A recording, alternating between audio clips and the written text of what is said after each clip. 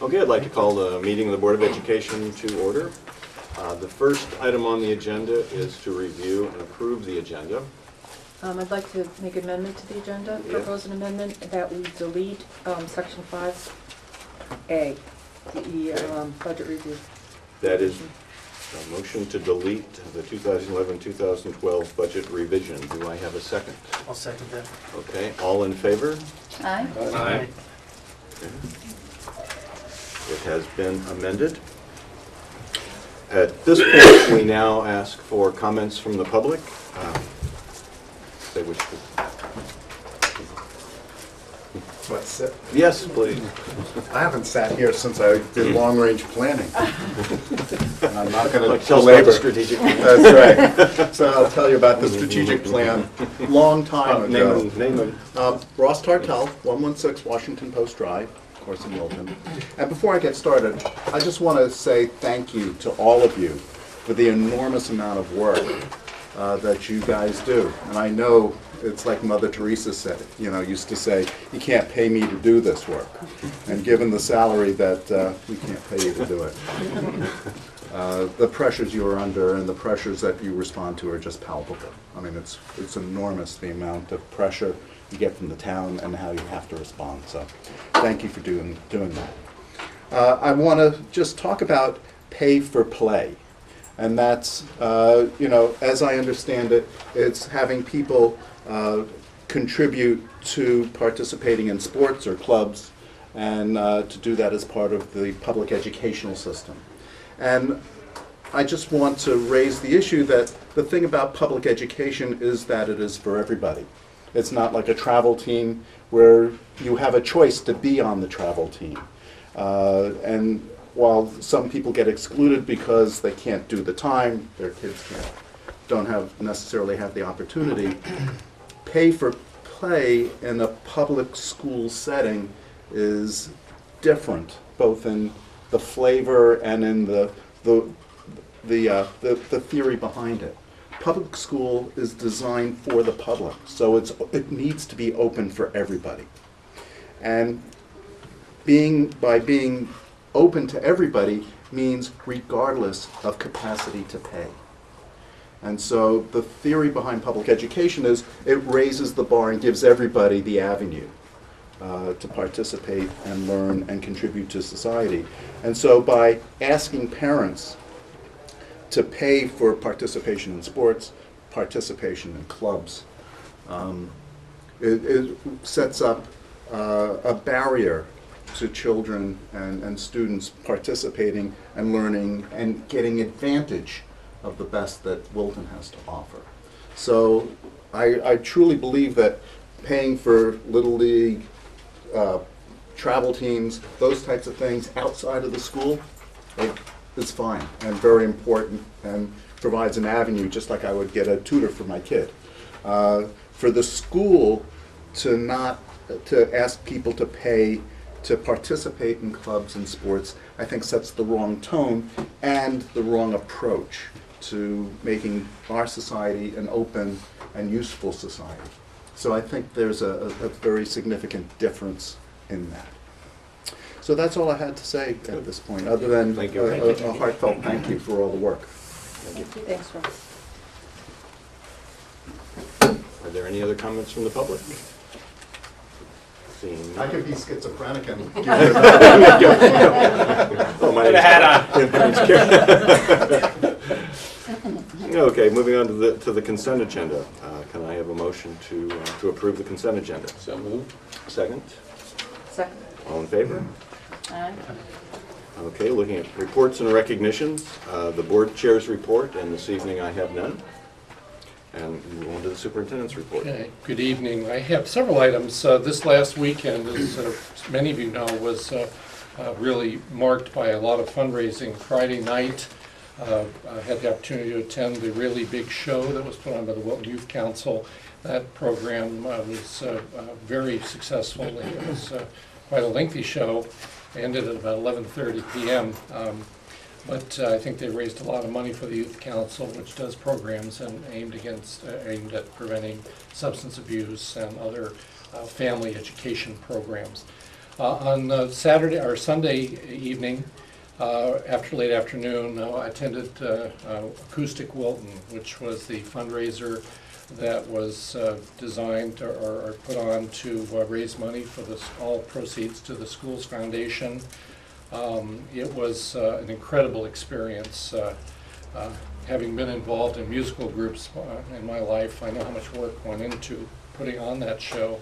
The man who was the driver, Scott Weber, Bruce and I have said at a lot of meetings with Scott, is so enthusiastic, but he explained to the audience how hard it was to organize the schedule of dozens of teenagers and how difficult it was. He doesn't have teenagers yet, so this was new for him, trying to get them all in the same place at the same time.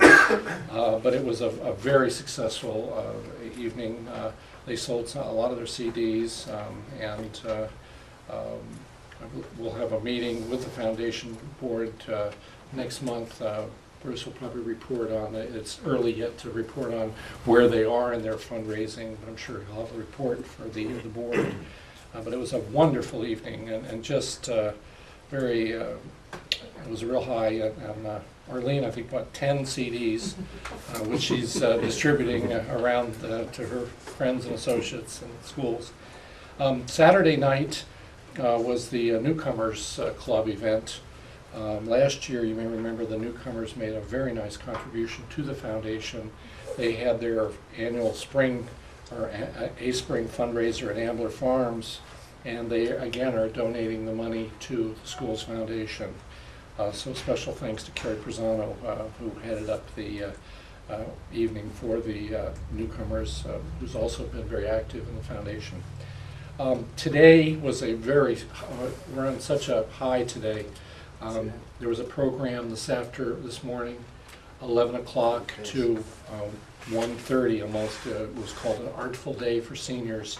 You may recall that back in December we had 65, I think, seniors who attended the candlelight concert. Chip organized Chip Call, a terrific evening for them. And they're still buzzing about it, those who attended. Today, the high school had organized a luncheon that was paid for by the PTA. We had kids sitting with seniors. We had 50, I believe 51, Tim, somewhere in that neighborhood, seniors.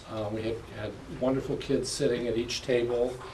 They were serenaded by the madrigals at lunch, and then they went into the Clune Center, and where they heard performances by the wind ensemble, high school wind ensemble, and the orchestra. Let me back up for a minute. At lunchtime, ASB President Jackie Saltarelli thanked the seniors for all they've done in building this town, and gave them presented a check to the first selectman for $1,000 to go to the senior center to offset the cost of they have like a $3,000 big wall unit bookcase, and so the high school has raised a third of that through a fundraiser during Arts Week, was it, Tim? So Jackie, who's a terrific young woman, presented the check, and Chip did a terrific job of emceeing the program in the Clune Center. We also had 800 students surrounding we had them sit up front, the seniors sit up front, and then 800 kids around them. So it was a very special afternoon. And we're really appreciative of all the work the high school did. Tim made some nice comments. Liz Doty, working at the town, has been great. I put copies of your, I was kicking myself that we'd mentioned this thing that I didn't formally say, if you got time, and it's not always easy with people's work schedules. Next time we do it, I'm going to make sure that I invite you all, because I think you would have loved it. And again, we know it's hard for things during the day. Along these same notes, on the same note, Cheryl reports other schools were doing fundraisers for the Comstock Center. I'm really excited. Cheryl donated her Miller Driscoll kids. They had caps for Comstock, where the kids got for $1 contribution or something, they got to wear a hat all day, which is usually not allowed.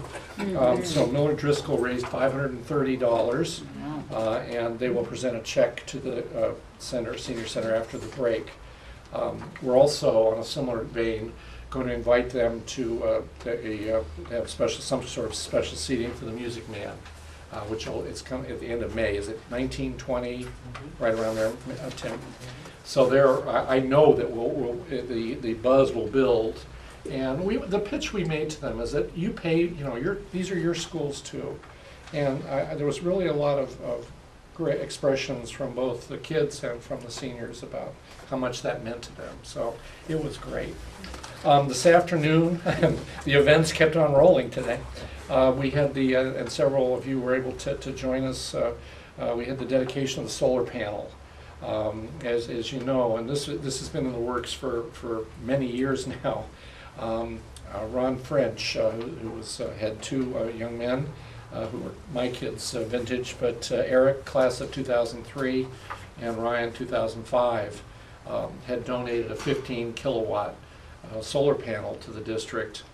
In addition, the town generously got credits from the Connecticut Energy Fund and added 5 kilowatts to that. So we now have a 20 kilowatt installation.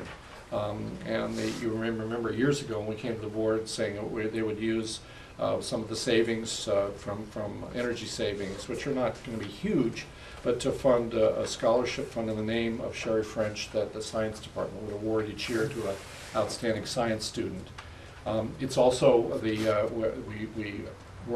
been working with the Energy Commission, and Ron is excited about this, about putting some of this into our curriculum so that kids really learn about what it means to use different sources of energy, how much we're saving. It'll be on the website, I believe, where it'll track how much energy we're saving with this system.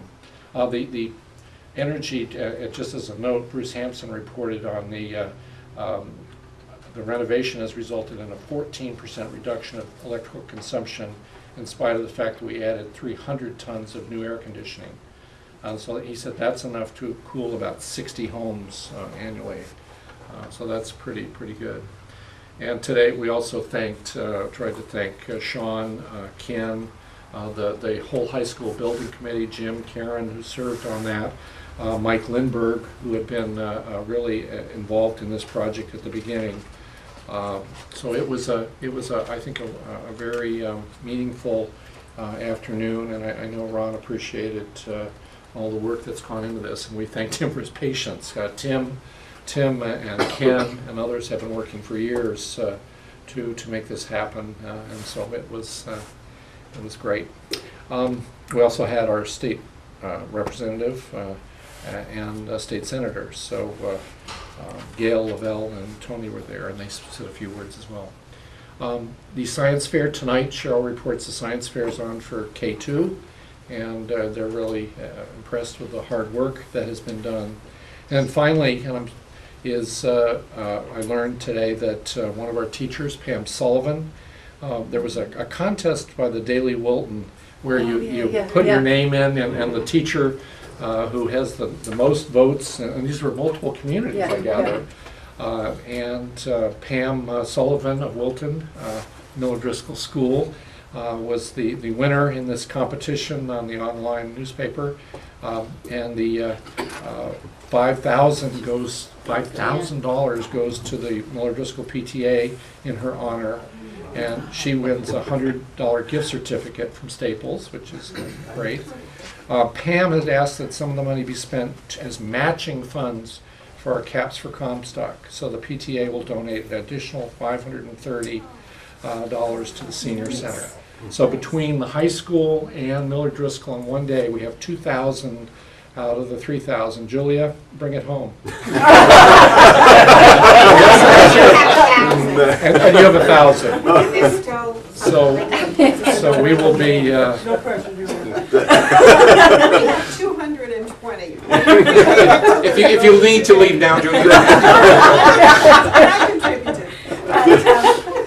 So they need people. That's, $220. and I think what the organizers when they see me in the community, they keep coming with money, and so I think that they will be very appreciative of that. And there are other needs that the senior center has. There's window coverings that are I try to stay away from those kinds of things domestically, but there are going to be other costs, so that money that Cider Mill is going to bring home and Millbrook will help. So thank you all for that. So that was a really couple of great events to this day.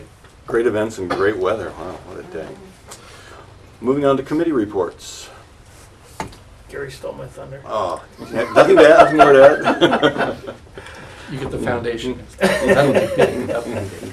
Gil, I'll just report that on Tuesday night, the Board of Selectmen accepted the high school project as complete and disbanded the building committee. Congratulations to us. Excellent job. Excellent job. I'll report this Wednesday, the pension trustees met, and happy to say that our pension fund is actually beating its benchmarks for both for the 3-month period and the 12-month period, which is kudos to our investment committee.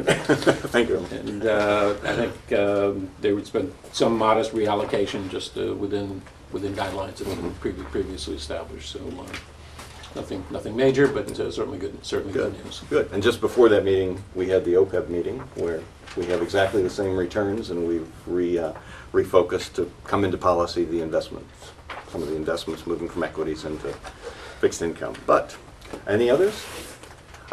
Now that I see Matt is here, I'd like to thank Matt for all the work he did on the Tech Expo.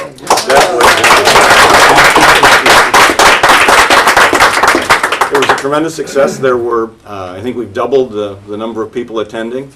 I think this was just a great venue, being able to go from room to room. Special services was delightful. Thank goodness for one of the parents that stepped in and did a wonderful job with that iPad. And then I think we visited the music department and That was fascinating. had a wonderful time there. And then in the math department, we got a nice presentation there. So it was just all in all a wonderful experience. And to see the kids use the smart boards, and they just couldn't get their hands off of it. And they were sort of fighting to decide who would be able to talk and make the next comments. I'd also add that this, well, actually, we just had also the strategic planning meeting, the district strategic planning meeting, and we got into this, the academic, social, and emotional needs, and the issues that surrounded that, and the issues that the teachers and the administrators face, and the social workers and psychologists. And it's a daunting task, but that was a very meaningful evening. Any others? Okay, then we'll move on to the goals for choosing legal services. Bruce or Karen? Sure. We had been tasked earlier in the year to, Karen and I, to develop a subcommittee to evaluate the legal services that we use on the Board of Education. We've brought forth to you 3 goals that we'd like you to take a look at and review, because from those goals, once agreed upon, we'll use them to develop objectives for a legal services review and a game plan for actually conducting that review.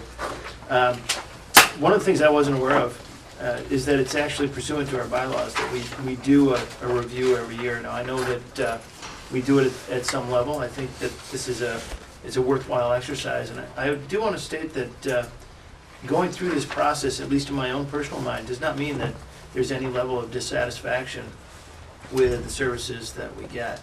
It's just a matter of good business that we go through this process. Karen? You have anything you want to add to that, or you want to go? I would only add in subparagraph 2, or item 2, where we talk about successful outcomes. In both cases, what we're looking for is a win-win situation. True. Do you want us to read these out loud? Do you want folks to read them? Any comments, thoughts, feedback? You okay with the way they sit? I'm not quite sure I totally understand how this is going to relate to the criteria that we use to evaluate. We want you to know what the goal of our committee is in doing an evaluation, so you know what we're trying to accomplish. 1, conduct a transparent evaluation of legal services available to the Board of Education and the schools. 2, to ensure that the Board of Education and Wilton Public Schools receive good value for the legal fees paid, as evidenced by, among other things, these items. Firm's successful outcomes in collective bargaining negotiations, firm's successful outcomes in win-win special education due process proceedings, legal representation with skill sets including but not limited to creativity, problem solving, necessary to successful representation of the Board of Education and Wilton Public Schools, and such other considerations as become evident during this process, and to secure the best legal representation for the Board of Education and the Wilton Public Schools. So we want you to know what we think our marching orders are, and see if you agree with those before we go off and set the actual criteria. For example, I mean, if the, I don't have the exact language, but the cultural fit between our values, what we believe, what we are striving to attain as an administration, as a school system, would that fit? Is that one of the goals, or should that be? I would one of the- envision that as being one of the one of criteria. the that- criteria then? Okay, so Right. something, And an important one too, I would think. Yep. yeah, I mean, so it doesn't This necessarily. is just supposed doesn't- to be an overview of what the process is to accomplish. And the relationship between the administration, the teachers, and the legal counsel, that would be a criteria, or?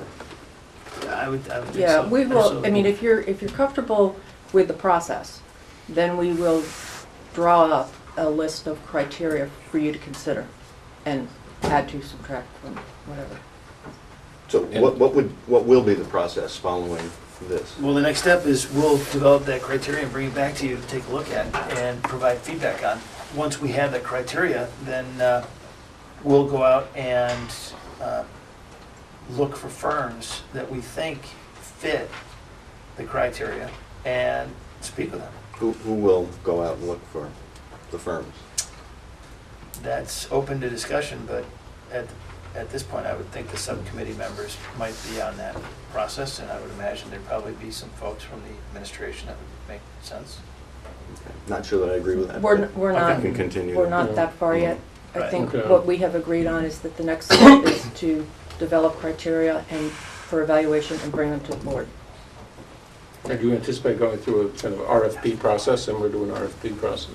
Not there yet, not there yet. We're not on the same page yet as to how to proceed. Okay. Yeah, I didn't mean to speak for you if I'd appeared as though I did, I'm sorry. No, it's fine. Jill, could you I'm explain taking to smaller us steps than why you you are in don't this support the process. Oh, that's subcommittee fine. moving forward? Yeah, I just don't We think, appointed them to do that. I don't think that that they understand the issues. I don't think they're qualified to go out and interview legal counsel to actually decide on what our district needs. We aren't working with, we don't work closely with them other than during some of the negotiations.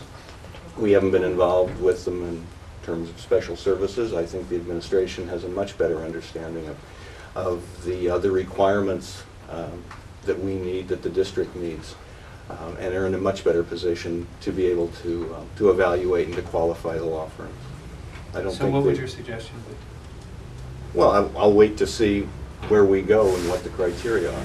You must have something on your mind now. Well, I think you've told me now that you think that the board should be going out. I think that the administration, if we decide to go forward with this, that the administration should be tasked with that. So you don't support your subcommittee? Well, the subcommittee's just taking it bit by bit. You're doing your goals and you're going to do your I'm criteria. not on the subcommittee. I think it's an interesting point that you make.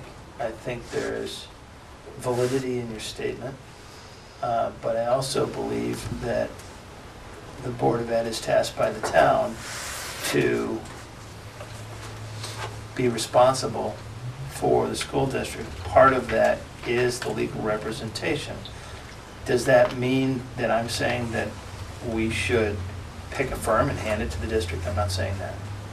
And I didn't mean to imply that, if that's what you read into my comments. I agree with Karen that we need to go through this process thoughtfully. I think it needs to be done in a collaborative fashion, it needs to be done in a transparent fashion, and we need to take all points of interest and feedback into consideration and try to come up with the best possible solution.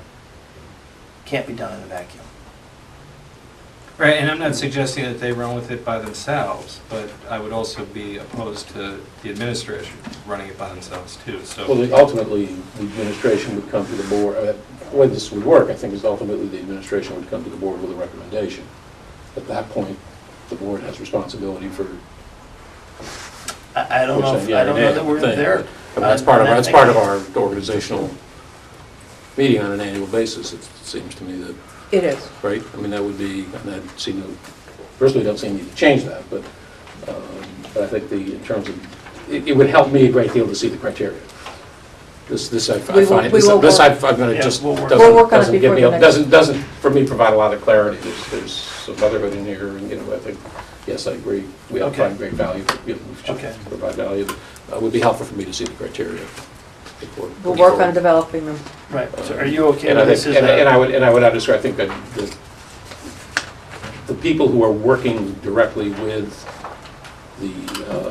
with legal counsel on a regular basis, and that certainly would be overwhelmingly special education and negotiations, those are the two areas that account for, literally almost all of it, have to be key players in this, and they're the people who are interacting with the law firm, we're not.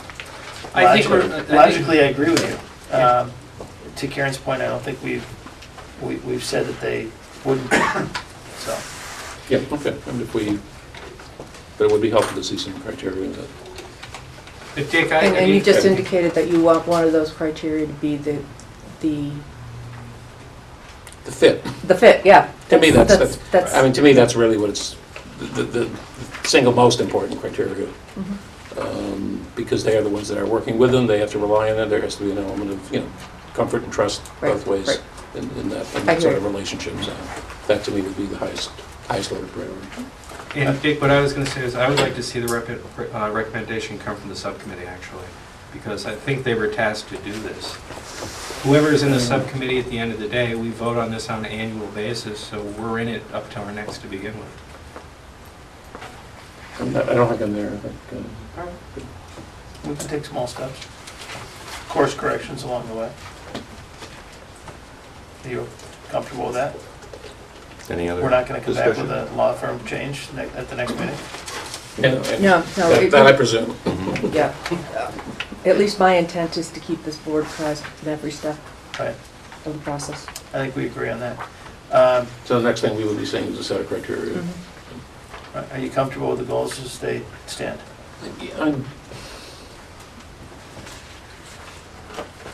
It's hard to argue with finding the best legal representation we can find. I don't disagree with that. And to ensure that we get value for our legal fees, and I don't disagree with that. I'm not exactly sure what, I mean, Are you looking to disagree with something? no. No, I'm looking to, you asked me whether I was. Sounds like it to me. Sounds like it to me. So, and I'm not sure what the transparent evaluation means. While I'm a proponent of transparency, I'm not sure what what that's going to mean, but I presume you'll give us more insight as to what that means. Yes, nothing happening without you knowing. Got that homework assignment.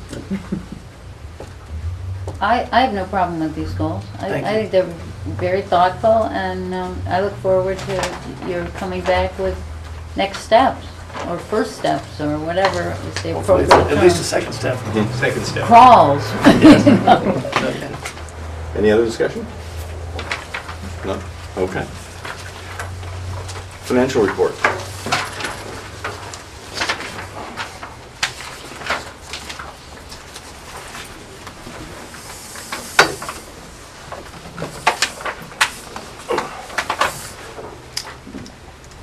Good evening. This is my report for February. As of the end of February, projecting a budget surplus of $310,901. This report has very little changed from my last report. Projected savings in salaries and health benefits more than offset the overage in special education outplacement and contracted services. The projected special education budget deficit is $424,248. Due to overages of $185,000 in contracted services and $394,000 in the outplacement account, partially offset again by the health benefit savings. Outplacements are unchanged from last month, but they do exceed the budget due to the fact that we've had 3 more students outplaced than we had budgeted for. As I reported last month, we filed our excess cost claim for a little over $1.4 million in March. We are expecting a reimbursement rate of 77%, which would mean approximately $1,085,000 gets paid to the town. And after the town credits back the board for the special education deficit, we have a net surplus of $735,149. Health benefits continue to be well under budget. Our expenditures are under budget by a little over $1.7 million. Again, due to the fact that the claims have been below budget every month since September. And although we know that claims can rise unexpectedly and quickly, we've projected a year-end surplus of $750,000 in this category. We continue to monitor the claims with Ed Norgard, and I expect to report a larger surplus when I give my March report later in this month. I'll take any questions you have about the report. So the $735,000 that you're now projecting as the net surplus for the year, that's the number that was given to the Board of Finance, right? Yes. Just for my educational purposes, that surplus looks like a big number. But as I recall, in my personal experience, that number can get chewed up in just 2 weeks of one person's terrible situation. So I'm not inclined to necessarily see it as free money that we can go play with. What happens if we blow past that because of something catastrophic? Could you, I believe I understand, could you share with the public? That's a good question. Actually, that's one reason why when we have the health benefits surplus like we do right now, we're running $1.7 million below budget in claims payments. I've got $750,000 factored into my this report surplus. So if we did have some catastrophic illnesses, we should have enough cushion to absorb that. Plus, in our self-funded plan, we have what's called stop-loss insurance. So if any individual's claims hit $225,000, the insurance company pays after that. Okay. So it would take quite a few It would take 3. catastrophes to run up that much money that quickly to blow through that cushion that I've built into the report here. Yeah, And then beyond that, we have our reserve account, which would do that. Okay. I just think it's important that people understand that it's a good question. it's not a big bucket of free money. And I share the same concerns, which is one reason why, even though I get favorable reports from Ed sometimes early in the year, I typically don't report a surplus, an expected surplus in the health benefit account, Right. knowing that that could happen. And it has happened to us in the past. Right.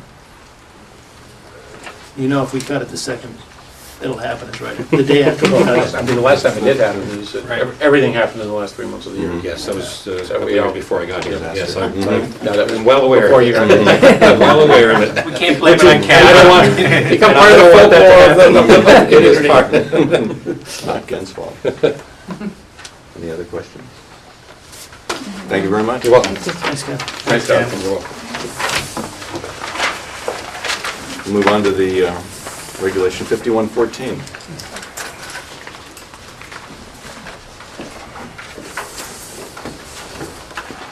Good afternoon, evening. This is the second read of the policy 5114, and it reflects the suggestions and concerns, I think, of everyone around the table. The first, on the policy, the first line, Mr. DeBow, you brought that up, it didn't fit. I think, anyway, we tried to look at it, it really was an attendance policy language. So I decided to take that out and make it clearer. And then it just became some word changes to the policy. On the regs, number 4, I think Mr. Sachs, you brought up or other students on number 4, so that was added to that line. And you might have also brought up, or perhaps Mr. Likely, number 17, the personal electronic. I know you talked about cameras. However, the personal electronic devices covers that scope, so. And then the last suggestion in the regs had to do with the, let me see what page It's on it is. F. Sorry? F. F. That's the board, It's the second. it's A, actually. It's 6A, the Board of Ed, the makeup of the. But Board of Ed. if you look at the read the paragraph before it, starting at Whenever its a stu- annual. Or at its annual organizational meeting. That doesn't make sense. Yeah, there's some Okay. language missing. Yeah. Mhm. There's a clause or something that's been Something dropped. got left Yeah. out. After the coming year. Mhm. Shoot. That's my, At its annual organization meeting, the Board of Education shall decide if expulsion hearings for the coming year. Will be held by, Yeah. Will will Yeah. be heard by will be heard by the By Board of Education Education or or- an or a- impartial hearing officer. hearing officer. Okay. I think that was the last. I think the intent that Jim wanted is there. Right. Yeah, I Oh, think that's all- fine. Words just got jumbled a little bit. all you need to do is connect those two Yeah. sentences. Got it. Thank you. Welcome. So we'll bring this back again for discussion. Yeah, I mean, to me, I think that the changes that were made on the policy make it read much more smoothly. Oh, by the way, I just want, on the policy, that last, in working with students, that came out of our strategic plan, that language. So we, Which would be, on supporting a culture of Culture of compassion, compassion. respect, responsibility, and that was one of your suggestions. So we took that right out of the language. With those changes, can it go to the consent agenda? Good, is any, Sure, I'm okay no with objection that. to that. okay, One less thing to talk about. on the consent agenda. Can't change our minds again. We've done a lot Wait with until my this. next report. But yeah, We certainly don't have fun. Good, now we'll look at the timeline. At this point, the next meeting is the 28th of April at 7 PM. Then the following week, we have the town meeting on the 3rd. And then we'll get into a number of, and I'll be sending out some material on the various evaluations on the 12th, so probably expect a number of executive sessions throughout the rest of the year. And are there any other issues regarding the timeline? Are we missing anything? Gary? Seems like there are a couple more things we talked about. I know we got the end of year.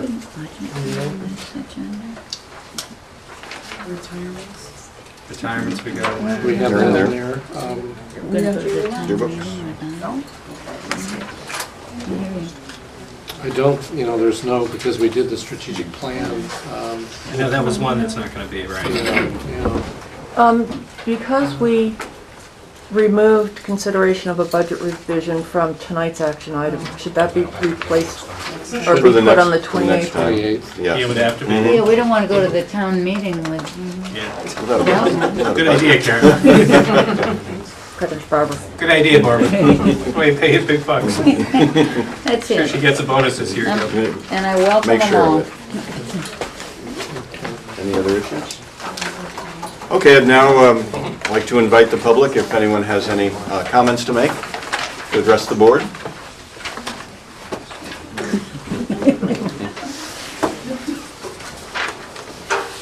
No budget, Mr. no Hudspeth. comment. Come forward, Steve. Where would you like me to come? Up Oh, here where your mic is. That's a scary proposition. Are you now, or have you ever been? Not to my knowledge, Gary. Isn't that the answer that you're supposed to give? All right, well,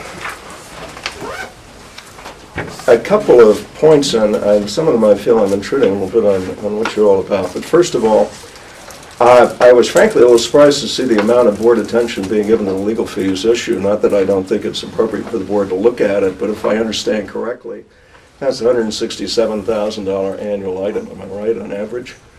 And there's no dispute about that number, right? I mean, we're all on the same page, $167,000 annually. Frankly... Last year. Yeah, okay, Last year, but the okay. last, are If we you talking the last 5 years average? I think we're at 67. Yeah, the number. So, I mean, from that standpoint, having been on the sending end of legal bills, I would say for a $73 million operation, $167,000 is a bargain. Plus, I will tell you, again, from the lawyer standpoint here, I always look for experience. I mean, I'd be very, very concerned if I went with a new firm that didn't have a really strong track record. And the one thing I know about this firm, and I've had no connection with it at all, I have no relationship with it, is that it not only has a lot of experience with us, but it has an awful lot of experience with a lot of other school boards in this area, which means you get the benefit of economies of scale and widespread experience, and I think that's a huge value. So, as you're thinking about all that, I hope you don't spend a huge amount of time on it. I'm glad you're thinking about it, but for me, the issue seems to be something of a no-brainer. Second point, the savings from pay to play, I've seen different numbers thrown around, everything from $200,000 up to $500,000. What I'm concerned about in that, I believe in the Ridgefield experience, it's roughly $200,000 they get from that. My understanding, though, that's been fraught with recent conflict over those, for example, on the cross-country team who spend next to zero of resources, and those on the football team who spend a lot more than that. My concern in pay for play at this point is that I do really think, as I've said on previous occasions, that it offends principles of equity in education. But also, I do think there might be occasion to look to see about fairness across different sports and what we're doing there, and I'm sure that's something you're all thinking about, but I do think it is fair on balance to think about how that one plays out. The last thing is one that, if I'm remembering correctly, and I don't have the figures in front of me, but I do believe that over some period of time, I believe it may be as long as 10 years, the Board of Ed has on balance turned back to the town 1.3 million aggregate. Now, under the charter, I understand there's no way that one could carry that forward. It's got to be returned to the town at the end of the fiscal year. On the other hand, it seems to me conceptually the Board of Finance might consider the fact that in fact you've been a positive generator of modest surpluses when it then considers what it's going to do the next year around. And frankly, in some who believe that one wants to incentivize, as the private market does, it's nice to incentivize when you actually succeed in coming in under budget. So, just a thought, I pass that on to you. I do want to thank you all for your work in this. I really know how much effort it requires, and that's just the tip of the iceberg that I see. I know how much must be going on under that. And I do thank you. It's a long, arduous process. There's a lot of thought that goes into it. And I will say personally, as I said at the Board of Finance meeting, relieved that the number that's resulted from the process has not been more draconian, and hope that that allows some opportunity to avoid the kinds of results that I think all of us feared could happen. So, and I also commend you on the savings achieved on that HVAC project. I understand I wasn't here for that part of it, but I gather it's in excess of $1 million, which is quite remarkable, and which I believe the Board of Finance is very wisely conserving in its fund surplus, so that we get the benefit of that 3.3% borrowing rate, which is very useful, can be applied against future capital projects. So that's all I have to say. Thank you Thank you very much for hearing me. Thank you. Are there any other comments from the public? Hearing none, then I'll ask for a motion to adjourn. Second? All in favor? Aye. Did not see them. Thank you all. Like this one.